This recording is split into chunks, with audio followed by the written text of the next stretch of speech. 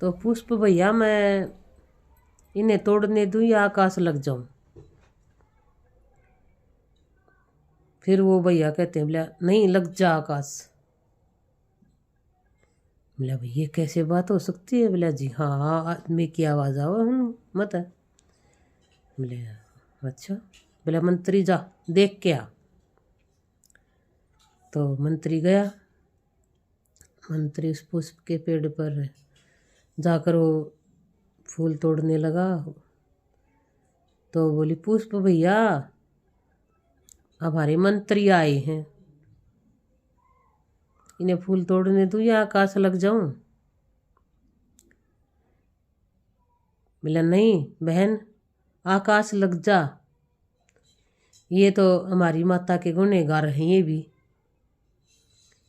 महाराज ने इसे माता की रक्षा करने के लिए छोड़ा था, इन्होंने रक्षा नहीं की, तू आकाश लग जा। वो आकाश लग गई। तो मंत्री ने सोची मैंने के गलत काम कर दिया ऐसा जो की यह बात कही ने। मंत्री ने पूछी, बोला भाई मेरे पे के गलती होगी, के बात कही माता की क्या बात है? बोला के हो गया? फिर उन कोई आवाज़ नहीं आई उड़ता। तो मंत्री मायूस होकर वापस आ गया। वापस आ गया तो उसने महाराज की सारी बात बताई। महाराज चला गया। महाराज बोला आप चलो। बोला ठीक है। महाराज बोला रानिया ने भी गेल छह रानी कर ली उसने। मंत्री का भीतर संख्या कहीं राजबाला रानी के साथ कोई अनहोनी तो नहीं हुई जिसका मुझे पता नहीं था। एक ही बार देखने जाता था। बोला मैं तो ये तो मुझसे बहुत बड़ी गलती होगी कि महाराज मैंने सौंप के गए थे, मैंने उनकी रक्षा नहीं की। कदे कुछ अनहोनी मंत्री का भीतर शंका आ गया। तो महाराज मंत्री बोले महाराज से, बोले महाराज राजबाला रानी को और ले चलोगे? बोला नहीं मैं उसकी शक्ल नहीं देखना चाहता, उसे नहीं। बोला महाराज आप अपने साथ मत ले जियो, दासियों के साथ चल पड़ेगी वह। तो मंत्री के प्रयास करने पर महाराज ने हाँ भर दी। बोला ठीक है। तो महाराज भी रानियों के साथ, तो मंत्री ने राजबाला रानी को अपने परिवार के साथ ले गया। ठीक है बोला ले गया। तो वहाँ पर जाके बड़ी रानी बोली मैं तोड़ूंगी पुष्प पहले। बोला तू तोड़ ले। सारी रानियाँ बोली ऐसे। बोला नो करो बारी बारी तोड़ लेता। वो चली गई तो जाने लगी पुष्प तोड़ने, कमल के फूल तोड़ने। तो वाह कम बोली आवाज़ आई फिर उसमें तय पुष्प भैया बड़ी माँ आई है, मैंने फूल तोड़ने दूँ या आकाश लग जाऊँ? पुष्प मत आवाज़ आई नहीं यही तो हमारी हत्यारी है, ये वैसे तो प्रजा महारानी है, ये तो प्रजा की माँ है, या तो सारी प्रजा इस पर विश्वास करो। और इसने हमारी माता के साथ अन्याय किया, हमें मारा ही ने मारने की कोशिश की है। नहीं आकाश लग जा। वह मायूस होकर आ गई। क्रोधित हो रही वह पर कुछ कर नहीं सकती, सजाएं दे सकती हूँ ना वह। तो फिर दूसरी गई, दूसरी थी भी है बात। एक एक करके छह रानी आ गई, छह हो गई यही बात कही उन्होंने। फिर राजा उठकर तोड़ने लगा। बोला भैया पिताजी आए हैं, पुष्प फूल तोड़ने दूं या आकाश लग जाऊं?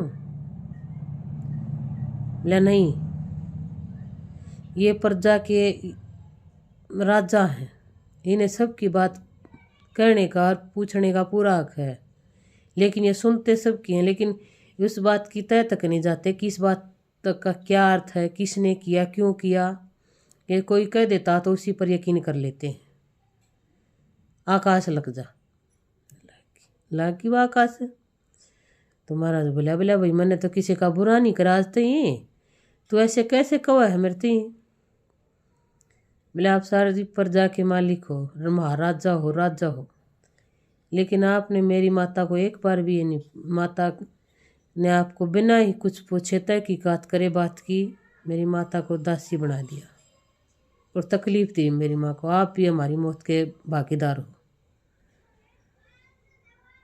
तो मंत्री बोला एक बार राजबाला रानी को और देख लोगे कि? वो बड़ी रानी बोली नहीं, अगर हमसे नहीं हुआ तो इससे कैसे हो जाएगा। मंत्री ने कहा महाराज एक बार कोशिश करने में क्या जा है। तो वो राजबाला गई कमल के पास, तो गई तो उसने बड़े ही नरम कोमल हाथों से सहलाया और रोते हुए कमल बोली भैया माता को मैं फूल तोड़ने दूं? मेरा दिल कह रहा माता ने मुझे बड़े प्यार से सहलाया है। पुष्प में से आवाज़ आई कि हाँ बहन, जो तेरा दिल करता वही कर, ये हमारी माता है। तो उन्हीं 5 पेड़ों ने माता के चरणों को छूकर उसके आगे चुगुर्दन के घेरा डाल लिया और आंसू टपके उनसे। बोले भाई सारी प्रजा देखा, रानी देखा, सारे सब कुछ देखा। बोला भाई ये क्या हुआ, क्या बात है, ये ऐसे राजबाला को तोड़ने दे और हमें नहीं? तो बोला महाराज ये हमारी माता है, आपने पूरी तहकीकात जाने बिना ही मेरी माँ को सजा दे दी। ये 6 रानियों ने दासी को दौलत का लालच देकर हमें मरवाने को सके, लेकिन वो दासी हमें दफनाने जा रही थी अपने बगीचे में, महल के बगीचे में, लेकिन वहाँ उसे कोई देख लेता, इसलिए वो यहाँ जंगल में ले आई हमें। लेकिन उस टाइम आंधी तूफान इतना जोर का आ गया कि वो खड्डा खोद रही थी, तभी परी रानी आई। परी रानी हमें उठाकर बड़े ही प्यार से यहाँ रख दिया और हमें फूलों में बदल दिया। और रानी ने झूठ बोल दिया, ने दासी ने उन्हें जाकर झूठ बोल दिया कि दाई ने कि मैं मारा आई। अगर वो सच बोलती तो ये उन्हें मरवा देती, उसने झूठ बोला। तो बोला भाई फिर ये क्यों हो इस बात का, तुम जिंदा हो या मर गए? बोला नहीं हम जिंदा हैं। बोला तुम इंसान बन सकते हो? बोला हाँ, अगर परी रानी आए और वो मेरी माताओं ने कहे कि मेरे बच्चों को मेरी गोद में डाल दो तो हम इंसान बन सकते हैं, हम जिंदा हमारे नहीं। तो उसने राजबाला रानी ने रोकर हाथ जोड़कर विनती की दिल से कि मेरे बच्चों को परी रानी, मेरे बच्चों को मेरी गोद में डाल दो। तो परी रानी ने बच्चों को की गोद में डाल दिया। 4 लड़के और 1 लड़की इंसान के रूप में आगे 6 साल के थे वो। तो वैसे बुरे काम उसने रानियों को सजा दी कि हमें मौत की सजा दी जाए। 6 रानियों को इतना घोर पाप कराया तुमने। तो वो राजबाला बोली नहीं, मेरा खुशी का दिन है, मैं किसी को आज ऐसे नहीं कर सकती, इन्हें मारो मत। बोला ठीक है, इनकी सज़ा कम कर दूँ, मारूंगा नहीं, मैं इन्हें कारावास में गिर दूंगा। जाओ तुम जब तक रहोगी ना कारावास में रहोगी और 1 टाइम खाना दिया जाएगा तुमको। तो वैसे क्या है कि बुरे काम का बुरा नतीजा जरूर हो, अच्छाई का फल तो जरूर मिलेगा। राम राम भाई सर।